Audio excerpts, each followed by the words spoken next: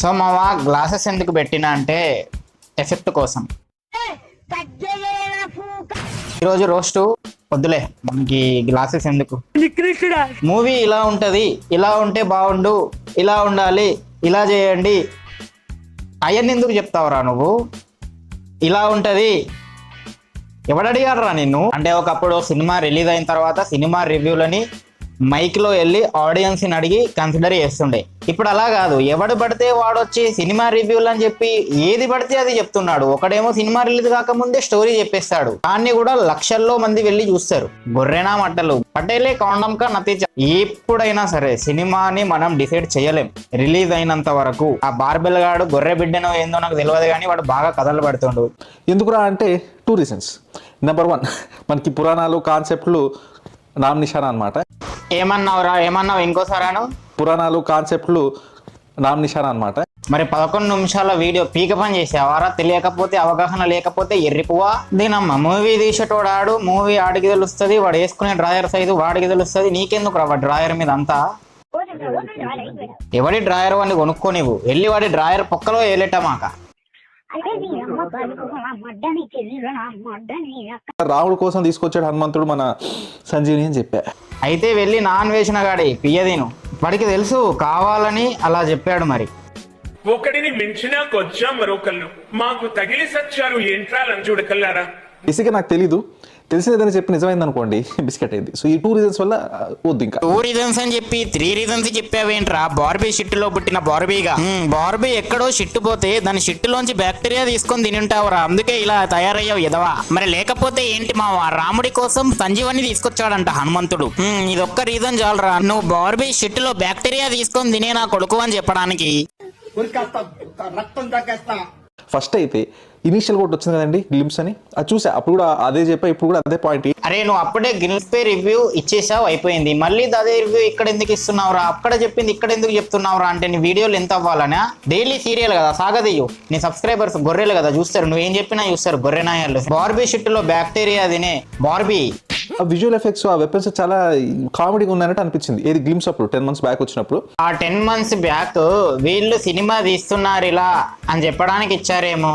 అరే అయినా అప్పుడు బాగాలేదని చెప్పావు కదరా, మళ్ళీ ఇప్పుడు కూడా దాన్ని యాడ్ చేసి ప్రత్యేకంగా బాగాలేదు అని ఎందుకు రా చెప్తున్నావు? అంటే నీ వీడియోలు ఎంత అవ్వాలి, నీకు డబ్బులు రావాలి అంతే కదా ఎర్రిపువా, డబ్బులు యాడ్స్ పడాలి. అరే టీజర్కి 11 నిమిషాల వీడియోలు ఏంట్రా? మీరు మీ కక్కుర్తిలో నా కమండలం కాకపోతే యూట్యూబ్ ఫ్రీ అయిపోయింది, ఫ్యాన్ మెంటాలిటీ పీపుల్ ఉన్నారు, ఏ వీడియో పెట్టినా లక్షల మంది చూస్తున్నారు.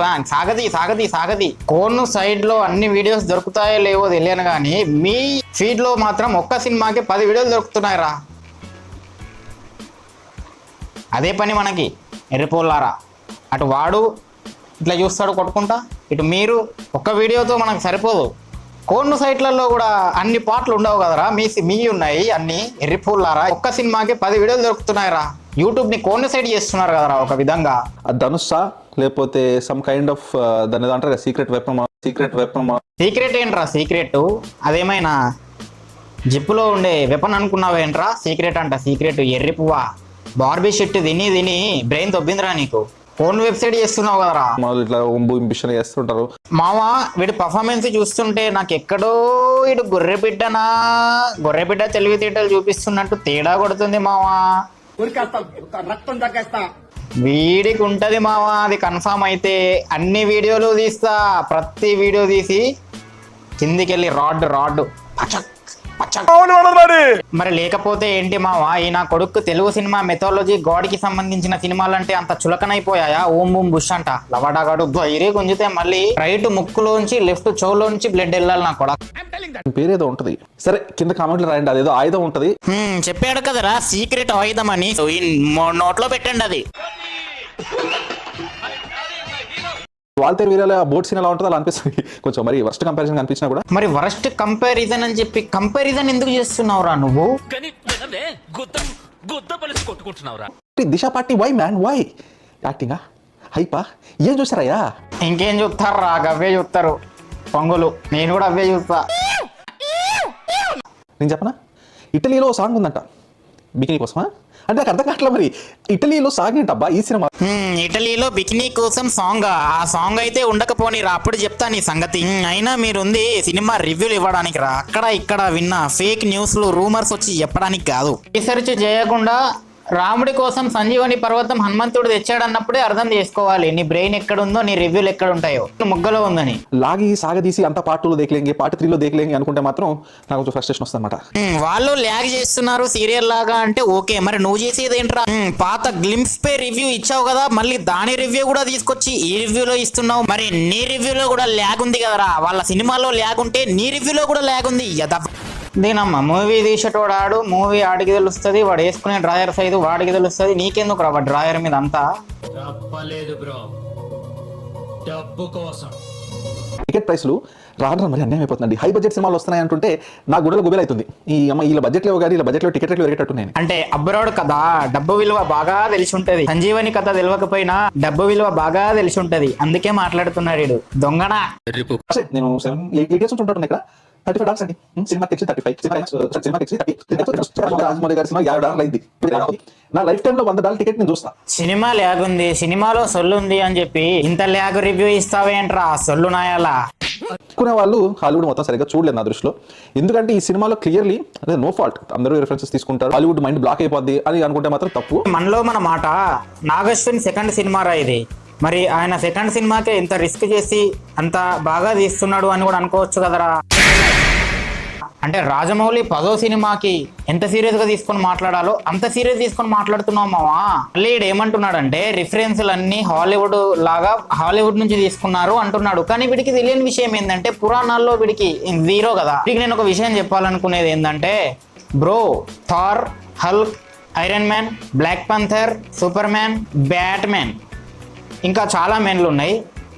ఇవన్నీ ఈవెన్ జాన్ విక్ సినిమా, ఓకే, ఇలాంటి చాలా సినిమాలు హాలీవుడ్లో తీసినవి మన పురాణాల రిఫరెన్స్ నుంచి తీసుకున్నారు.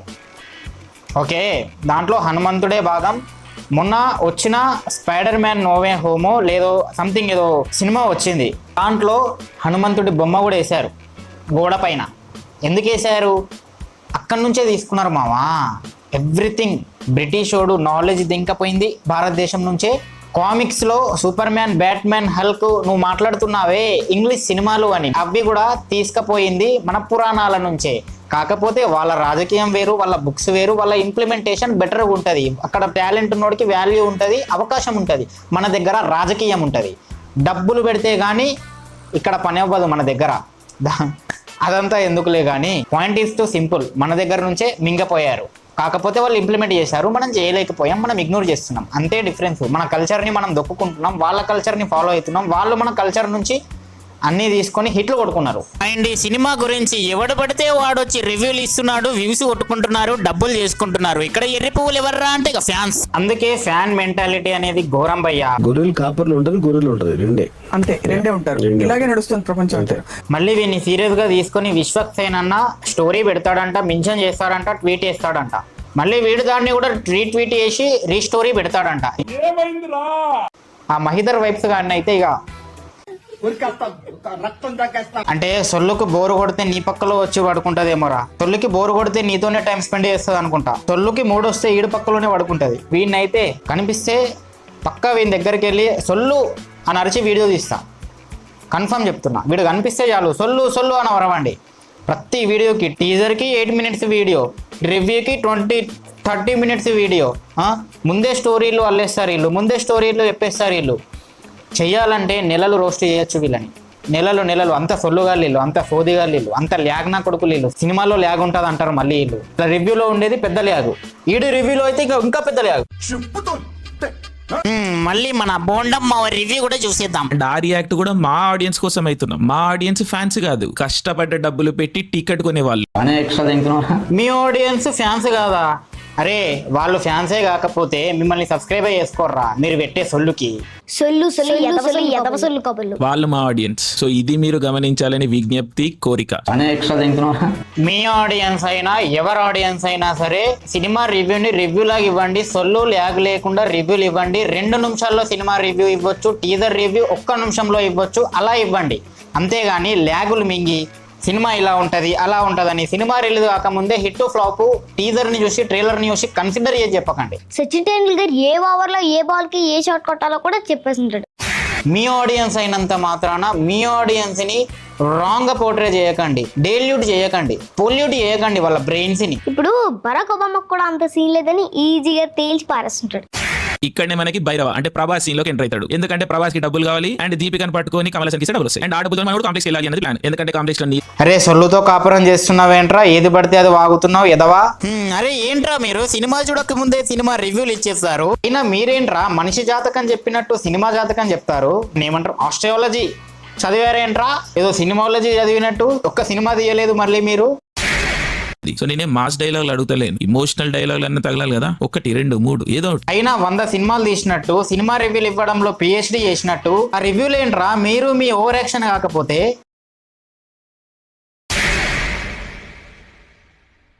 సింపుల్ బ్రో, డైలాగులు నీకు కనబడలేదు, నాకైతే కనబడ్డాయి. ఇప్పటి వరకు ఒక్క ఫైట్ కూడా ఓడిపోలేదు, బాగుంది. ఎన్ని యుగాలు మారినా మనిషి స్వభావం మారదు. ఎంత ఇంపాక్ట్ ఉందిరా డైలాగులో, అది సరిపోదారా?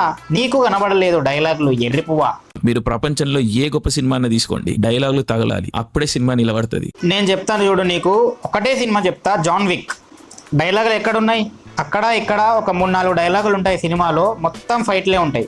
అది కూడా పరశురామ స్టోరీ నుంచి తీసుకున్న స్టోరీ లాగా ఉంటుంది మొత్తం ఎవ్రీథింగ్. ఇప్పుడు ఎవరిని అంటావురా, ఇప్పుడు ఎక్కడ పెట్టుకుంటావురా ఫేసు? ఫ్రీగా డబ్బులు సంపాదించడం ఎలా? సింపుల్, హెచ్డి కెమెరా పెట్టుకో, మంచి మైక్ పెట్టుకో, ఏదో ఒక స్క్రిప్ట్ రాసుకో, టీజర్ మీద ట్రైలర్ మీద సినిమా ఎలా ఉంటది అనే దాని మీద, సినిమా రిలీజ్ అయిన తర్వాత రివ్యూ, సినిమా రివ్యూ ఇచ్చిన తర్వాత హిట్ రివ్యూ, ఇలా ఒక్క సినిమా మీద ఒక 10 వీడియోలు చేసేయచ్చు. ఈ సొల్లుగాడి లాగా అయితే 20 వీడియోలు కూడా చేయొచ్చు. ఫ్రీగా డబ్బులు సంపాదించవచ్చు మామ. ఒక్క సినిమా మీద 50,000 సంపాదించవచ్చు రివ్యూల మీదనే, సొల్లు చెప్తూ మళ్ళీ సొల్లు. కాకపోతే డైలీ సీరియల్ లాగా సాగదీచే టాలెంట్ నీకు ఉండాలి. నా సబ్స్క్రైబర్ లో ఎవరైనా సరే డబ్బులు ఫ్రీగా సంపాదించాలి అనుకునేవాడు ఉంటే ఇవి గమనించండి. మీకు కావాల్సిన పరికరాలు 3 ఒకటి మంచి మైకు, హెచ్డి కెమెరా, సొల్లు. అండ్ రావణ్ ఫర్ యూ గాడి వీడియోలో నేను రీసెంట్ గా చూసా. ఇంతకు ముందు బిజీ ఉండే కాబట్టి వీడు బీజేపీ గురించి మాట్లాడిండు, దాని మీద రియాక్ట్ అవ్వాలా. అండ్ వీడు బార్బెల్ రివ్యూ గాడి మీద ఆడి రివ్యూ కూడా ఇచ్చాడు. వీటినన్నింటినీ కలిపి రావణ్ ఫర్ యూ గాడికి మంచి రాడ్ ఫిక్స్ చేసి రేపు అప్లోడ్ చేస్తా. అంతవరకు మావా ఈ వీడియోని లైక్ చేయండి, మీ ఫ్రెండ్స్ కూడా షేర్ చేయండి, కమెంట్ చేయడం మర్చిపోకండి మావా. కుదిరితే ఈ వీడియో లింక్ కాపీ చేసి మీ ఇన్స్టా స్టోరీ లింక్ అనే ఆప్షన్ లో పేస్ట్ చేసి నన్ను మెన్షన్ చేసి సపోర్ట్ కూడా చేయొచ్చు.